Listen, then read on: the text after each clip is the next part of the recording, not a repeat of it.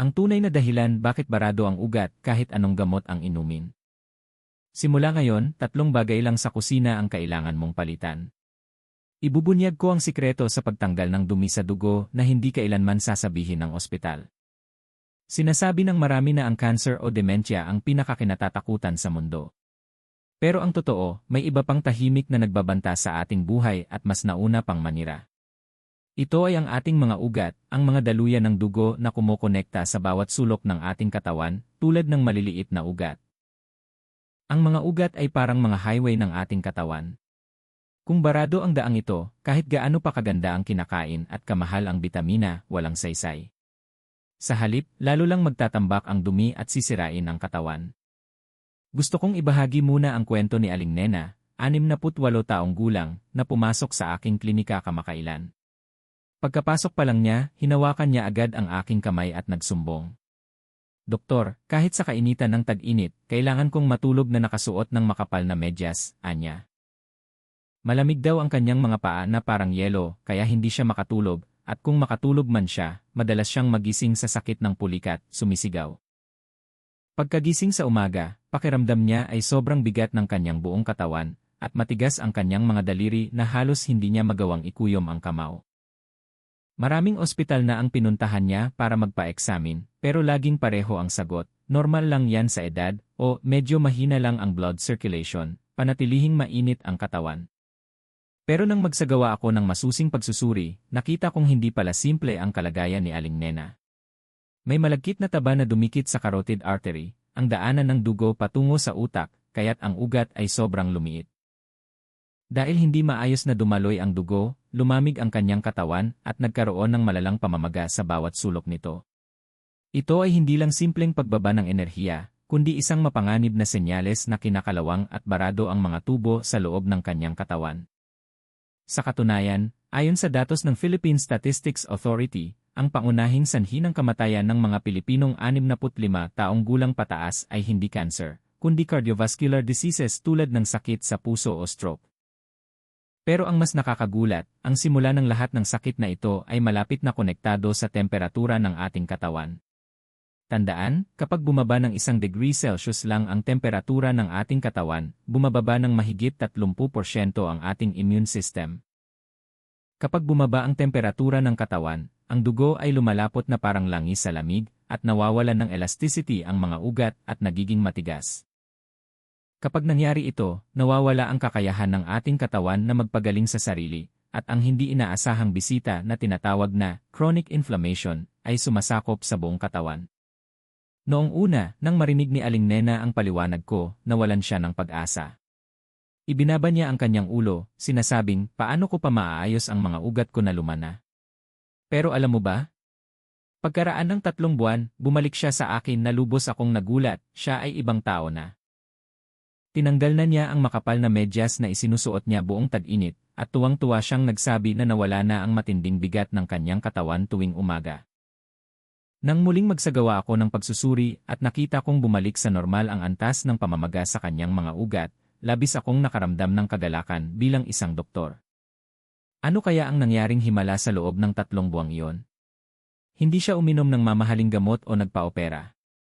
Ang sekreto, nakakagulat, ay nasa suka na laging nasa kabinet niyo sa kusina. Pero ang paraan ng pag-inom niya ay lubos na naiiba sa karaniwan ninyong ginagawa. Gumawa siya ng medicinal vinegar na may suka bilang base, at nilagyan ng 3 espesyal na herbs na nakakatulong sa pagtanggal ng bara sa ating katawan, at pinapahinog ito.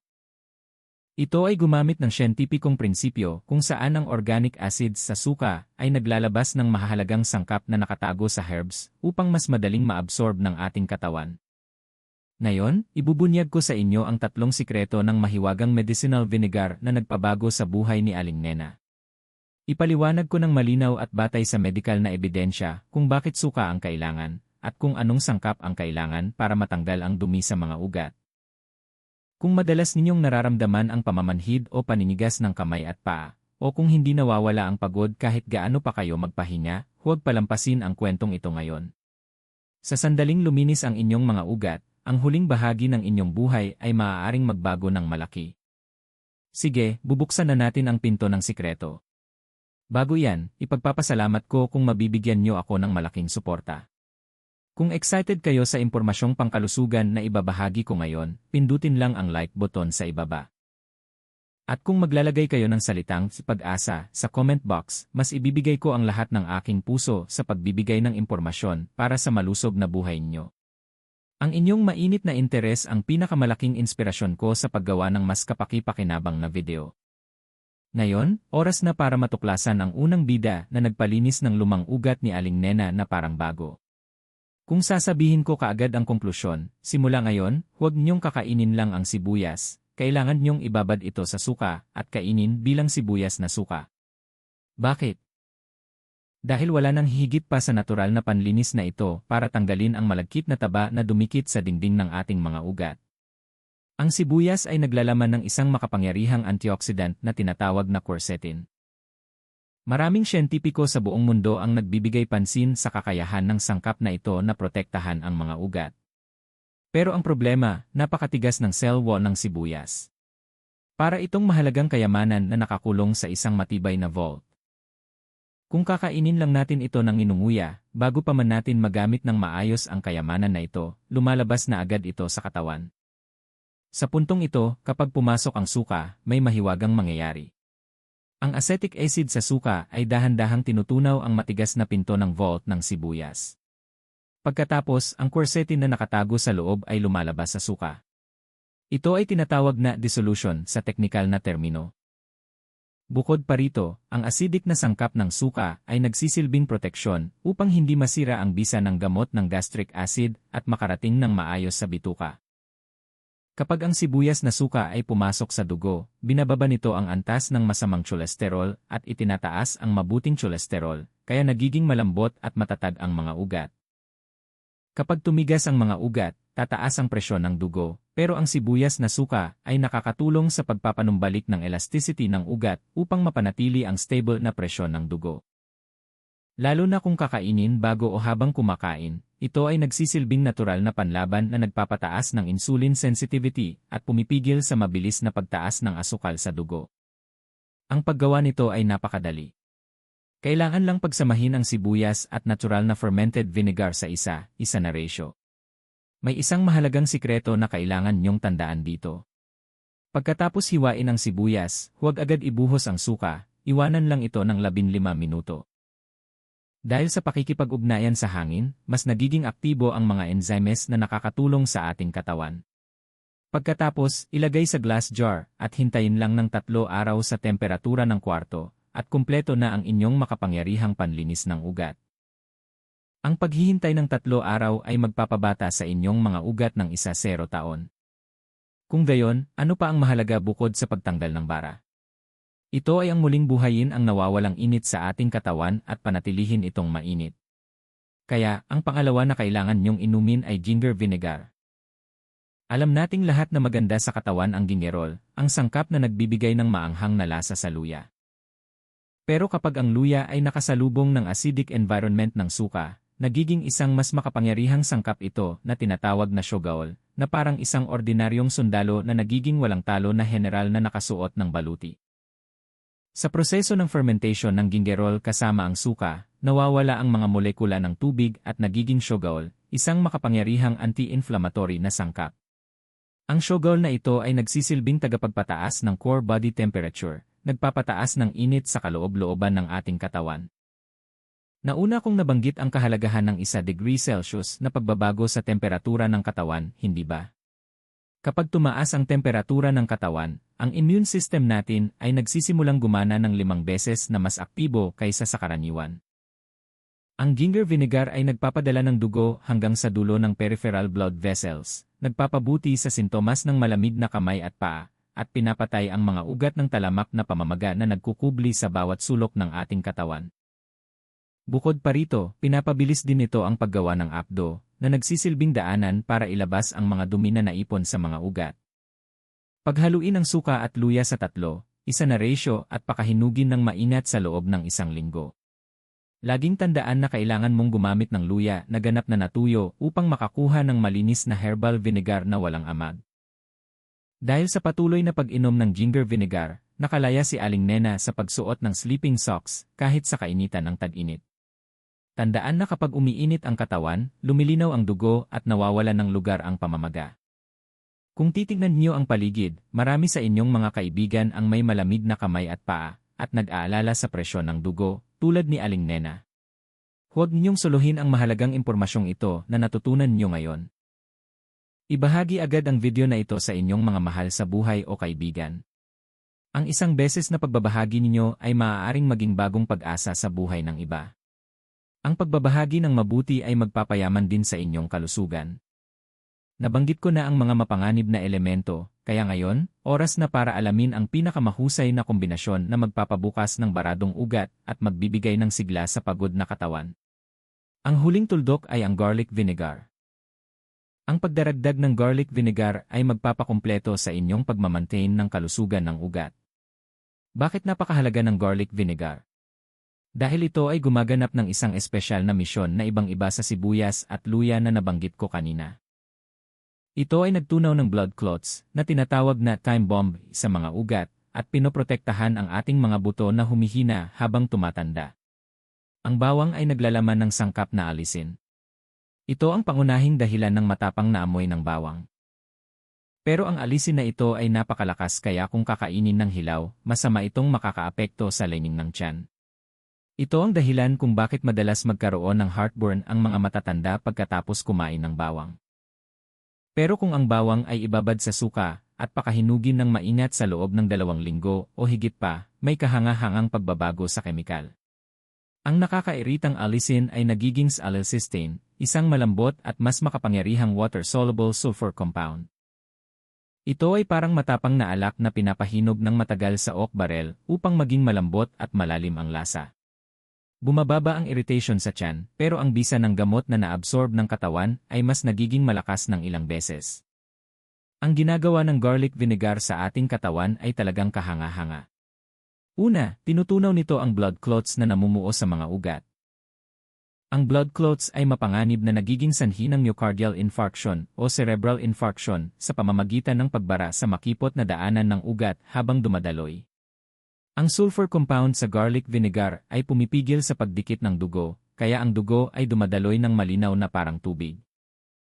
Pangalawa, pinapabilis nito ang paggawa ng apdo sa atay, nagbe-breakdown ng cholesterol na nakabaon sa bawat sulok ng ugat, at inilalabas ito sa katawan. Sa katunayan, sinusuportahan ito ng pag-aaral na nagpapakita na ang antas ng triglycerides ay bumaba ng malaki sa mga taong patuloy na kumakain ng bawang. Pangatlo, ginigising nito ang metabolismo ng enerhiya ng pagod na katawan, tinatanggal ang chronic fatigue, at ibinabalik ang sigla. Kapag gumagawa kayo ng garlic vinegar, alisin ang tubig sa bawang ng lubusan, pagkatapos ay ibabad ito ng husto sa suka. Ang susi dito ay pasensya. Kailangan itong pakahinugin ng sapat sa madilim na lugar ng hindi bababa sa 2 linggo hanggang 1 buwan upang ang alisin ay ganap na magbago sa mga sangkap na nakakatulong sa ating katawan. Ang panahon ng paghihintay ng walang pagmamadali ay ang panahon ng paggawa ng inyong gamot. Pero may isa pang nakakagulat na benepisyo ng suka na hindi natin gaanong alam. Ito ay ang kakayahan nitong lubos na mapataas ang absorption rate ng calcium. Habang tumatanda tayo, nanghihina ang ating mga buto at nag-aalala sa osteoporosis, hindi ba? Maraming tao ang nag-aalala dahil hindi gaanong naa-absorb ang calcium kahit na umiinom sila ng calcium supplements. Ito ay dahil ang calcium ay natural na hindi gaanong natutunaw sa tubig. Pero kapag ang organic acid sa suka ay nakasalubong ng calcium, biglang tumataas ang solubility ng calcium. Sa katunayan, mayroon pang resulta ng eksperimento na nagpapakita na tumaas ng 4.4 beses ang calcium extraction kapag ginamit ang suka. Kaya, kapag umiinom kayo ng mga medicinal vinegar na ito, kung sasamahan nyo ng pagkain tulad ng dilis o tofu, malaki ang maitutulong nito upang maging matibay ang inyong mga buto na parang bakal. Pero kahit gaano pa kaganda ang gamot, kung hindi susundin ang mga paalala, maaari pa itong maging lason. Pakinggan ng mabuti ang 3 paalala na ibibigay ko ngayon.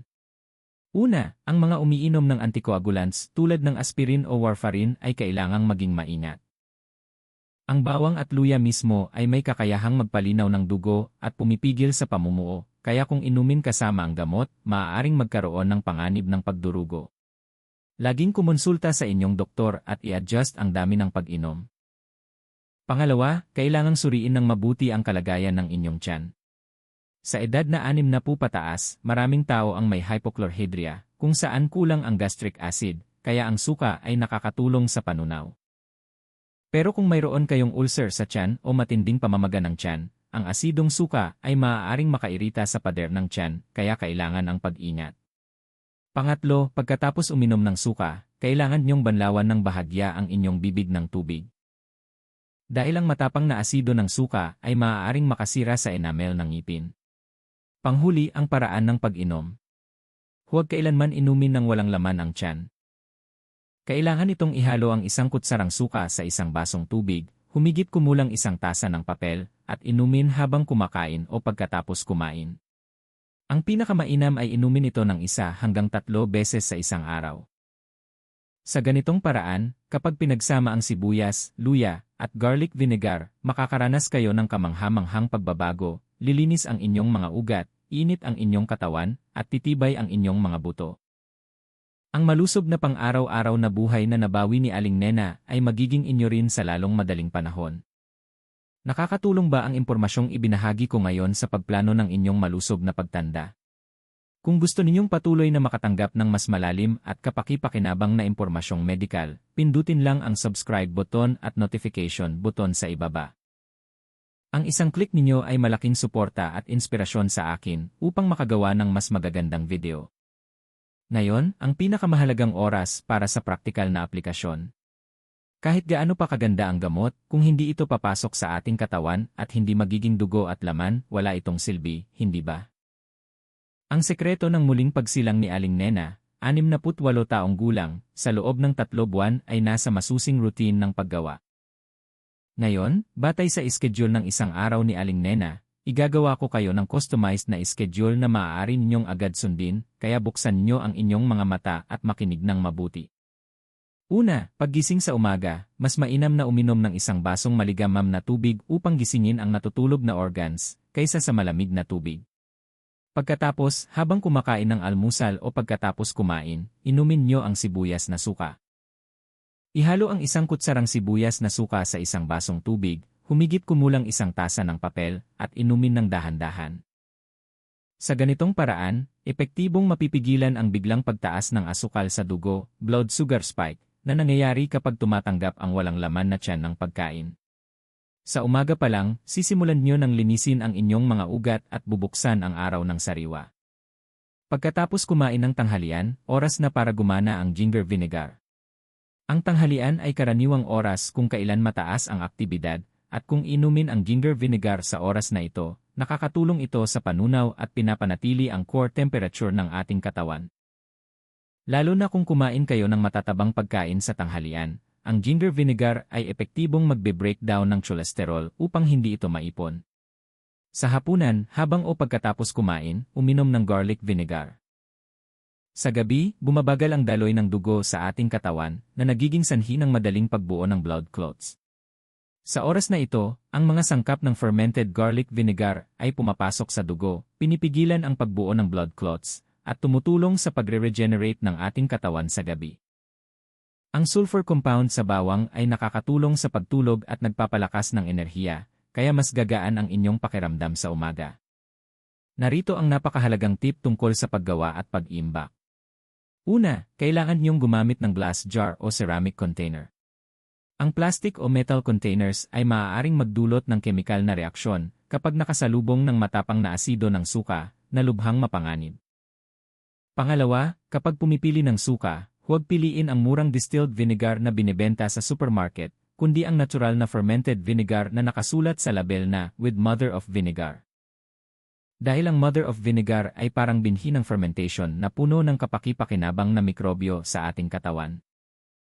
Pangatlo, ang ginawang suka ay dapat ilagay sa malamig na lugar na malayo sa direktang sikat ng araw, at mas mainam na imbak sa refrigerator at ubusin sa loob ng 1 buwan upang ito ay manatiling sariwa at epektibo. Ngayon, sasagutin ko ang ilang tanong na marahil ay naiisip nyo.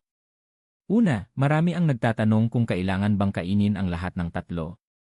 Ang sagot ko ay, ang sibuyas na suka ay nagbubukas ng daanan ng ugat, ang ginger vinegar ay nagbibigay ng init at ang garlic vinegar ay nagtatanggal ng mga nakabara. Ang tatlong ito ay parang makina, gulong at manibela ng kotse. Kung wala ang isa, hindi tayo makakarating ng ligtas sa ating patutunguhan ng kalusugan. Sinabi rin ni Aling Nena na noong una ay isa lang ang iniinom niya, pero nang inumin niya ang lahat ng tatlo, mas mabilis ang pagbabago sa kanyang katawan. Pangalawa, madalas ko ring natatanggap ang tanong kung maaaring palitan ang matatamis na inuming suka na binebenta sa tindahan. Hinding-hindi. Ang masasarap na produkto ng suka na binebenta sa supermarket ay naglalaman ng napakaraming asukal o high fructose corn syrup upang magbigay ng lasa.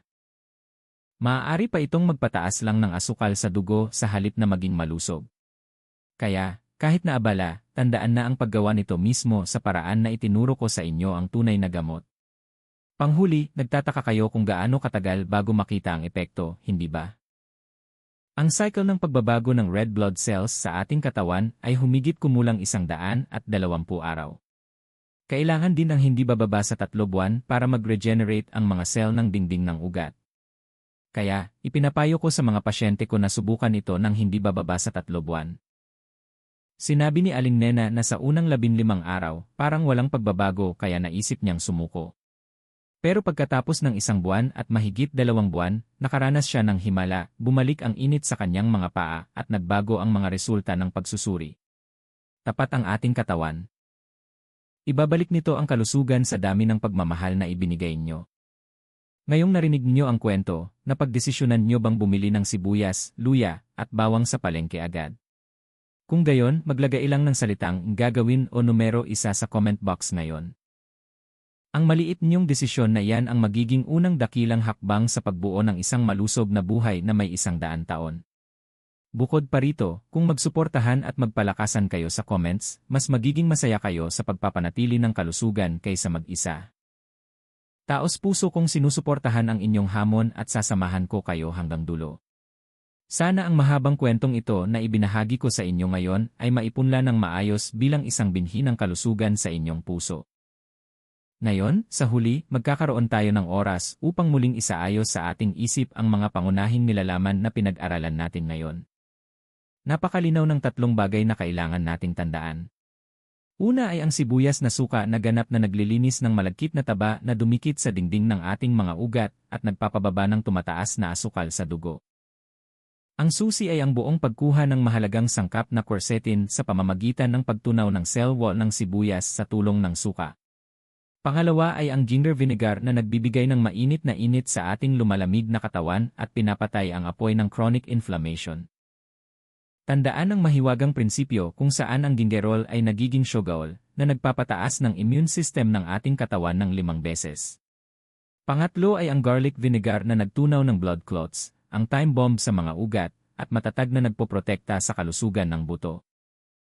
Ang kapangyarihan ng acetylcysteine na nabawasan ang irritation at nadagdagan ang bisa sa pamamagitan ng fermentation ay muling magpapabalik sa inyong sigla. Ang patuloy na pag-inom ng 3 suka na ito sa tamang oras ng almusal, tanghalian, at hapunan, iyon ang simula ng himala na naranasan ni Aling Nena. Kumusta na kaya si Aling Nena, 68 taong gulang, na nabanggit ko kanina?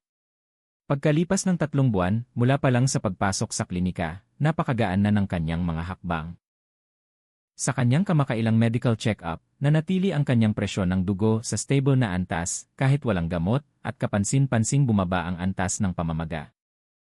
Higit sa lahat, nawala na ang matinding cold hands and feet at pananakit ng tuhod na nagpapahirap sa kanya, kaya ngayon ay tuwang-tuwa siya sa pang-araw-araw na paglalakad kasama ang kanyang mga kaibigan sa kapitbahayan. Tuwang-tuwa siyang nagsabi sa akin, hindi ko akalain na ang sibuyas, luya, at bawang na hinahawakan ko sa kusina habang buhay ay magiging gamot na makakapagligtas sa aking katawan sa tulong ng suka. Mga kaibigan, ang kalusugan ay hindi isang lottery na nakukuha sa swerte.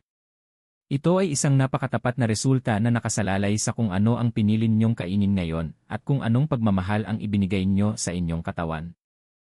Hindi aksidente na napanood ninyo ang video na ito hanggang dulo ngayon. Ang inyong katawan ay desperately humihingi ng tulong mula sa inyo, at kayo ay napakagaling na tumugon sa kahilingan na iyon. Huwag kailanman sumuko sa pag-isip na natural lang na magkaroon ng sakit dito at doon kapag tumatanda. Ang ating katawan ay may kakayahang bumangon muli sa dami ng pagmamahal na ibinibigay natin dito. Ngayon na mismo, pumunta sa palengke at bumili ng sariwang sibuyas, luya, at bawang, at isang bote ng natural na fermented vinegar na may mother of vinegar. Iyan ang pinakamahalagang investment na magpapabago sa ikalawang bahagi ng inyong buhay na maging masigla at malusog. Taos puso akong umaasa na habang pinapahinog ang suka na ginawa ninyo mismo, lilinis din ang inyong mga ugat at darating ang isang mainit na tagsibol sa inyong buhay.